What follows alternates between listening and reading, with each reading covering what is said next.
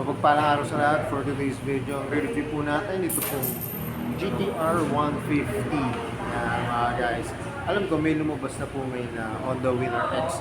Pero bago yon, i-review muna natin ito mga guys. Pero pag hindi pa kayo nakasubscribe sa akin, please hit the notification bell para updated kayo sa aking mga videos.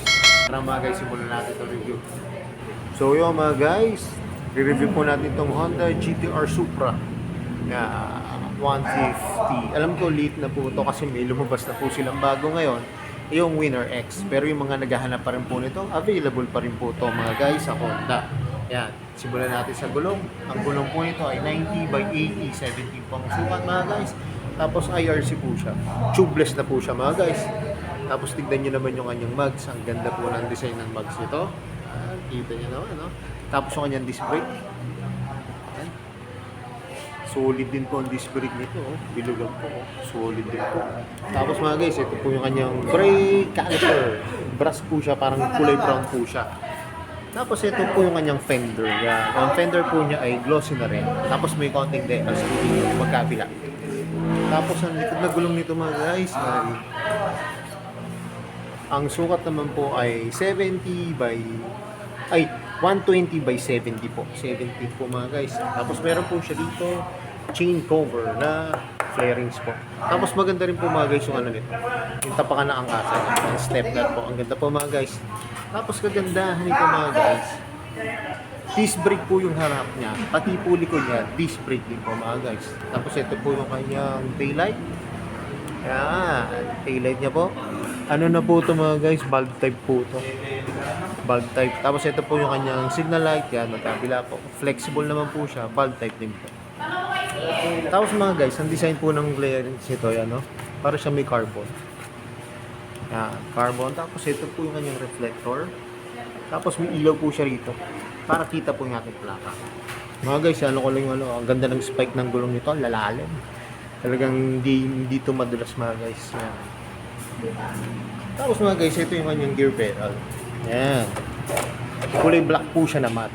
Tapos yung kanyang side stand at center stand po ay kulay glossy po siya.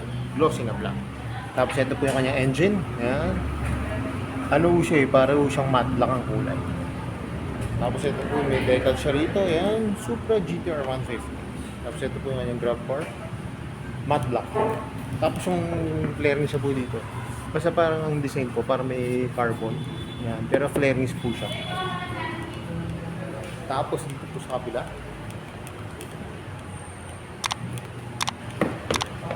Ito mga guys yung kanyang muffler. Yan, ganda po. Tapos ito po yung cover ng kanyang muffler. Yan, heat guard. Tapos yung tip niya po, meron siyang kulay gray. Yan, matte gray po. Tapos ito po yung kanyang kickstart. Ang kickstart ito mga guys, mukhang old school eh, no? Old school ang design niya. Pero ano po siya, black. Yan, matte black. Tapos ito po yung kanyang brake pedal. Ito po yung para sa nagdo-drive po, yung step nut. Tapos ito po yung kanyang engine niya. Matte po siya, matte black po na may emboss dito na Honda. Tapos ito po yung kanyang decals. Talagay Honda Supra GTR 1 Heart. Yan. Tapos ito po yung kanyang headlight. Yan. Ang headlight dito mga guys ay LED na po. Yan, LED na po siya. Tapos ito po yung kanyang signal light na bulb type po. Tapos ito kayo mga guys yung kanyang manubela. Ito po yung function. Yan. May high and low. Busina. Signal light. Tapos ito po yung kanyang clutch. Yan. Ang lambot po mga guys. Tapos yung hand grip niya po. Saktong-sakto sa kamay. Yan. Ang ganda po. Saktong-sakto sa kamay natin. Tapos ito po yung kanyang throttle. Yan. Lambotong po. Pati yung kanyang brake lever. Tapos mga guys, ito yung kanyang ano. Ang kagandahan po nito, meron siyang electric start at kick start. Meron po siya. Tapos ito po yung kanyang gauge panel. Ano po siya? Digital po. Tingnan natin kung mabubuksan natin. Hindi pa po siya nakaka-operate na guys. Tapos ito po yung kanyang susian. Ang ganda po. Laki. Saka mabigat po. Mabigat po yung kanyang susian. Tapos kagandahan po nito. Ito po yung mga function yan. Madali lang naman po. Yan mga guys. Yan po yung kanyang function. Yan. On and off. May shutter lock po mga guys. Yan. Kaya madali lang po matutunan mga guys. Ang hindi ko lang po gusto dito sa ganitong motor, wala po siyang pocket. Ayan, wala po siyang pocket. Pero sa flarings po, maganda po ang design. Maganda po yung pagkakagawa ng flarings. Tapos yung mga bolts po niya, ang ganito. Tapos ito po yung upuan. Makipot lang po, pero malambot. Malambot po mga guys. Pero, ang ganda ng gawa ng seat cover niyo. Yan, makapit po to. Lalo na sa mga napo, hindi po kayo mag-i-slide. Tapos meron na po siyang design na parang paangat para doon sa may angkas po. Nandito po. Tapos papaba po yung driver po mga guys.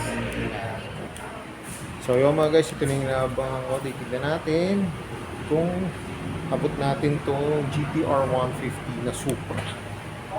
Yan.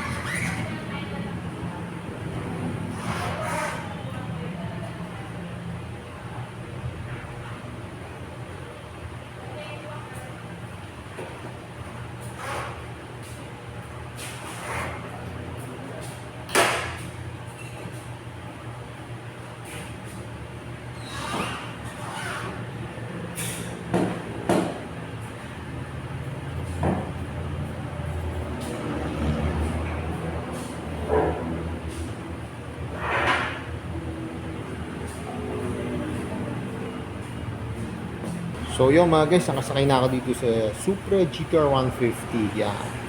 Kung napapansin nyo kanina mga guys, yung pa ako, abot na abot ko siya mga guys. Tapos ang lambot po ng upuan, napaka-komportable mga guys. Tapos ang kagandahan dito, ang ganda nung niya, manubela niya po. Tapos magaan siya, magaan po mga guys yung motor. Tapos syempre upright, ang ganda po ng niya sa pag-drive, napaka-komportable. Kahit yung nga po, makikot yung upuan niya, pero komportable po. Ang lambot po. Pati po yung sa back ride yeah. Kasi naka-elevate naman po, naka-style na po siya na elevate. Malambot din po mga guys. Kaya kung malapit lang po din kayo dito sa may National Highway, San Vicente, dito po sa may Binyang Laguna, pasyalan nyo na po yung Honda rito na branch po ng Wiltec. Yan. Kasi mga guys, maganda rito, naka-prom pa po siya. Ayan, sabihin ko mamaya yung price niya. Tapos ang available po na kulay dito, ito po, black siya. Ayan, glossy po siya na black. At syempre, alam ko, ito na yung inaabangan nyo, magkano ba ngayon itong GTR Supra na 150. 6-speed na po ito mga guys, 6-speed na po siya na DOHC. Ayan, tarating na natin yung price. So yung mga guys, dito po, naka-promo po siya na piso down payment. Yan. Ang presyo po nitong GTR 150, ang kanyang down payment po, yan nga po, piso. Tapos yung kanyang monthly po ay 5,497 pesos. For 36 months po yun, o 3 years.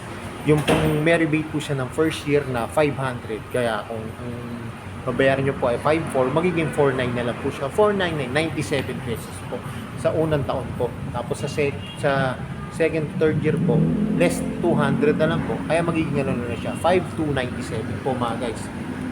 Kaya kung malapit lang din po kayo dito sa San Vicente, dito po sa National Highway, Binyang Laguna, pasyalan nyo na to mga guys kasi kaisa-isa po to. Pero alam ko dalawa po kulay nito. Meron po ito yung parang red. Pero sa ngayon po, ito po yung available nila rito.